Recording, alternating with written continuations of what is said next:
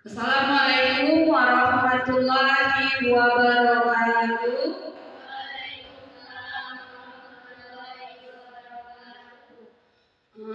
Kemarin Bunda sama Kak Freddy itu di kemarin Bunda sama Pak Freddy itu kami diajak ke Bawaslu untuk melakukan pelatihan. Nah, di Bawaslu itu mereka mau tindak lanjut tentang pelatihan kami. Nah, pelatihan itu diteruskan ke kalian semua, kepada siswa. Nah, judul pelatihan kami ini tentang pengawasan partisipatif. Nah, yang dimana pengawasan partisipatif ini memiliki landasan yuridis. Yang pertama ada pasal 1 ayat 2 tentang kedaulatan berada di tangan rakyat dan melaksanakan menurut Undang-Undang Dasar. Yang kedua terdapat pasal 28 Undang-Undang 1945. Yang ketiga pasal 94 ayat 1. Di mana konsep dasar dari pengawasan partisipatif ini adalah pemilu dilakukan oleh rakyat, untuk rakyat dan oleh rakyat, sehingga pemilu tersebut harus memiliki ruang bagi partisipasi rakyat dalam proses politik di Republik Indonesia. Pengawasan itu terbagi menjadi 4. Yang pertama itu mengamati, mengkaji, memeriksa, dan meneliti dalam proses pemilu.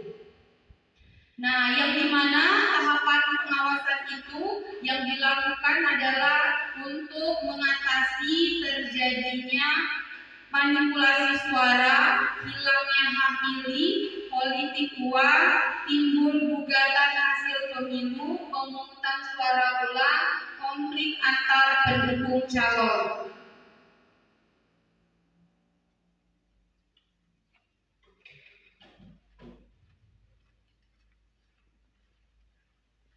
Diisi oleh peran masyarakat. Yang pertama tahapan penyusunan daftar pemilih, 2 kampanye, ketiga dan penghitungan suara.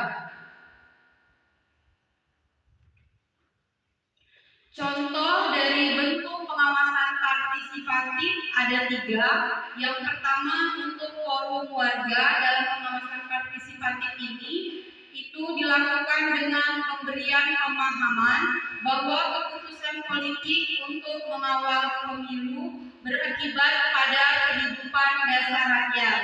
Yang kedua, pengawasan, di mana wilayah rintisan di tingkat desa yang didorong menjadi pionir sadar anti politik dan pelanggaran pemilu. Yang ketiga, komunitas digital pengawasan partisipatif. Demikianlah tentang pendidikan partisipatif. Terima kasih.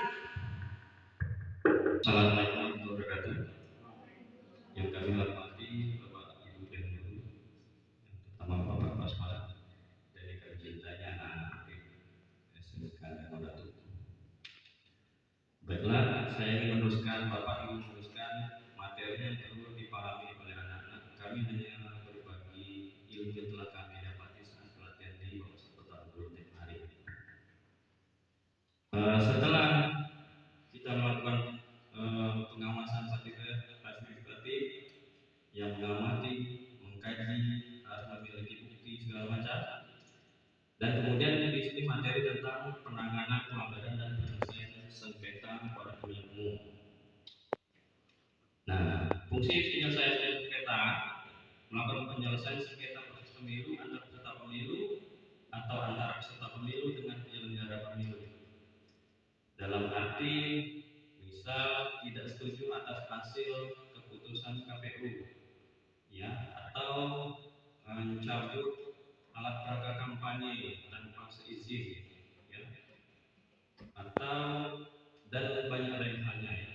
Fungsi penanganan pelanggaran melakukan tindakan terhadap temuan atau laporan sesuai prosedur perundangan terkait dengan adanya tindakan bertentangan yang melanggar.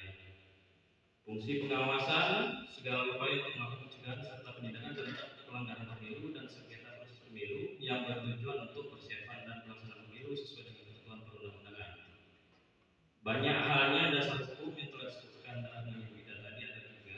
Kalau di sini dalam hal pelanggaran lebih spesifik lagi, Undang-Undang Nomor 7 Tahun 2017, Undang-Undang Nomor 7 Tahun 2023, Perbawaslu Nomor 7 Tahun 2022, Perbawaslu Nomor 8 Tahun 2022, Perbawaslu Nomor 3 Tahun 2023. Artinya begini nak, di saat kita jangan ragu, jangan takut, apabila menemukan hal yang tidak benar, bisa proses pemilu maupun itu, bisa pemilihan kepala desa, pemilihan yang di daerah itu, anggota dewan, misalnya yang tidak benar, tidak ada yang salah, sampaikan saja, tapi dengan harus ada bukti, harus ada pelapor, terlapor, bukti rekaman video, foto. Tidak boleh ada unsur politik di dunia pendidikan, di dunia PNS, yang menerima gaji dari negara tidak boleh menerima uang suap politiknya. Itu harus dipahami. Laporkan. Kalau bisa, kalau salah, itu dia loh. Misal mamang terima salah, tapi lapor gitu kan. Jangan baca pidana. Kalau menerima suap uang politik itu pidana, bisa dianggap pidana. Tapi dengan proses-proses lagi, makanya kita harus begitu. Bawaslu Kota Bandung mengharapkan seluruh komponen rakyat Indonesia ikut membantu merekam, melaporkan. Nanti bisa sudah kira-kira siapa? Bisa Bu Selva ngasih duit kepada siswa untuk memilih soal ini, itu tidak boleh. Itu namanya unsur money politik. Bisa terancam, terancam, tidak bisa, administrasi bisa, Namun kalau ada pihak yang di dusun-dusun misal KPPS itu menerima suap dari dewan, itu bisa juga terancam sanksi administrasi, langsung dipecat di tempat misalnya. Artinya kita harus bisa menegakkan kebenaran. Kalau bisa dicegah secara langsung, kita ada juga kalau dalam agama bisa dicegah secara langsung, lakukan tapi dalam penguatan. Bila tidak bisa, lapor kepada yang bisa, seperti Bawaslu. Bila tidak bisa, Bawaslu rusak, KPU rusak, sedalam-dalam iman. Minta dengan Allah, ya Allah, laku surga loh, tegakkan keadilan. Soal itu, Tapi kita upayakan nomor 2, kita laporkan. Masuk kepada, artinya tapi jangan takut untuk melaporkan, takut kalau dibunuh segala macam, diancam karena satu kompleks itu masalah. Artinya pelapor dijamin hukumnya oleh negara, dijamin perlindungan hukumnya, dijamin keamanannya selagi proses pelaporan itu agar menguatkan kita Tapi tegur loh, jangan sebaik-baiknya. Artinya di sini nanti datang ke Bawaslu sesuai tingkatannya, Bawaslu kecamatan, kota, bisa kabupaten, melapor. Mensiapkan siapa yang juga dilapor,